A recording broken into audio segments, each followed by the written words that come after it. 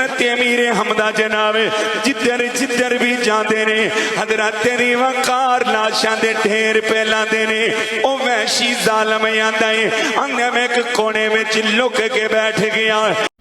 الحمدللہ رب العالمین والصلاة والسلام علی سید الانبیاء والمرسلین اما بعد فاعوذ باللہ من الشیطان الرجیم بسم اللہ الرحمن الرحیم. حضرت وقار آپ نے گفتگو کو سنا ہے. ایک خطیب ہے جو شہر سیالکوٹ کا رہنے والا, آپ نے اس کی گفتگو کو سنا کہ جو حضور کے صحابی حضرت وحشی رضی اللہ تعالی عنہ کے بارے میں کہہ رہا تھا کہ وحشی ظالم. اصل میں یہ جو قصہ بیان کر رہا ہے یہ جنگ احد کا ذکر کرتے ہوئے کہہ رہا تھا کہ حضرت امیر حمزہ رضی اللہ تعالیٰ عنہ جو رسول اللہ کے چچا تھے, تو کیونکہ جب غزوہ احد ہوئی تھی تو اس وقت حضرت وحشی مسلمان تو نہیں تھے, تو انہوں نے کیا کیا کہ حضرت امیر حمزہ رضی اللہ تعالیٰ عنہ کو شہید کیا تھا.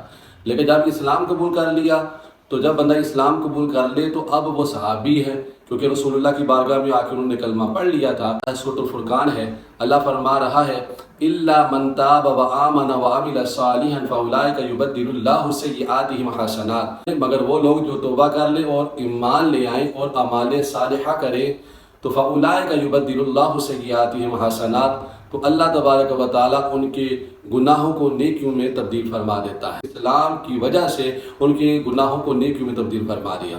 دوسری قرآن کی آیت ہے سورۃ الانفال ہے, اللہ فرما رہا ہے کل للذین کفروا ان ینتہوا یغفر لہم ما قد سلف. اے محبوب آپ فرما دیجئے ان لوگوں سے کہ جو کافر ہیں اگر وہ اپنے کفر سے باز آ جاتے ہیں تو اللہ تعالیٰ ان کے سابقہ گناہوں کو معاف فرما دے گا.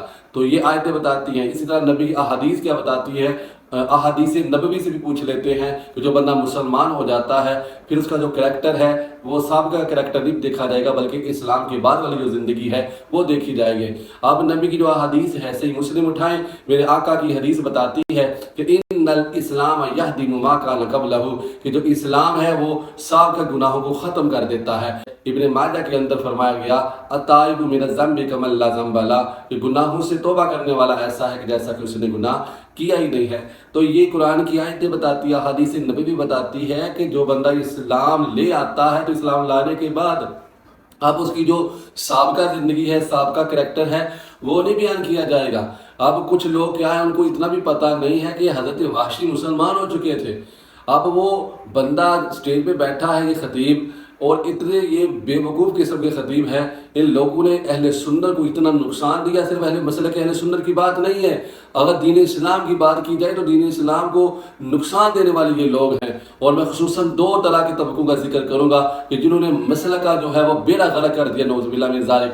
ایک یہ جاہل خطیب اور دوسرے جو جاہل پیر ہیں. ان لوگوں نے چھوڑا ہی کچھ نہیں ہے, نہ اسلام کا چھوڑا ہے نہ مسلک کا کچھ چھوڑا ہے. یہ لوگ ہیں ان کے پاس علم بھی نہیں ہے, ان کے پاس تحقیق بھی نہیں ہے, ان کے پاس کوئی شے ہی نہیں ہے کہ جو یہ حدیث بیان کر رہے ہوتے ہیں وہ جعلی قسم کی روایت ہوتی ہے. وہ حدیث بھی اس کو کہنا اچھی بات نہیں ہے کیونکہ حدیث تو وہ ہوتی ہے جو نبی کی بات ہو, تو جعلی قسم کی روایت ہوتی ہے اس کو حدیث بنا کے یہ پبلک کے اندر جو ہے وہ بیان کر دیتے ہیں. عوام کو بھی پتہ نہیں ہوتا, جب بعد میں برنڈر نکلتا ہے تو پھر لوگ جناب والا علماء کرام اور مفتیان کرام کے پاس آتے ہیں کہ جناب یہ معاملہ نکل آیا ہے. میں کہنا چاہتا ہوں کہ یہ جو بندہ ہے یہ توبہ کرے اپنے جملے سے, کیونکہ اس بندے نے صحابی رسول کو ظالم کہہ دیا, حضرت وحشی کو ظالم کہا ہے.